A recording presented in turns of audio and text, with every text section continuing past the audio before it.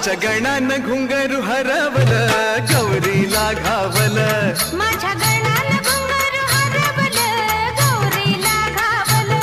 माझ्या गणानं घुंगरू हरवल गौरीला घावल एका वर्षानं आपलं दर्शन गणानं गौरीला दावल हा एका